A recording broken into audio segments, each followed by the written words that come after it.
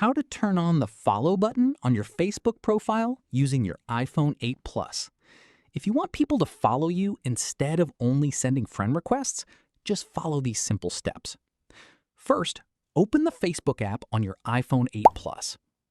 Tap the menu icon at the top left corner of the screen. Scroll down and tap Settings and Privacy. Tap Settings. Scroll to the Audience and Visibility section and tap How People Find and Contact You.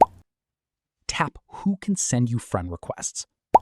Select Friends of Friends and tap Save. Go back and tap Followers and Public Content. Under Who Can Follow Me, choose Public. This enables anyone on Facebook to follow your public posts.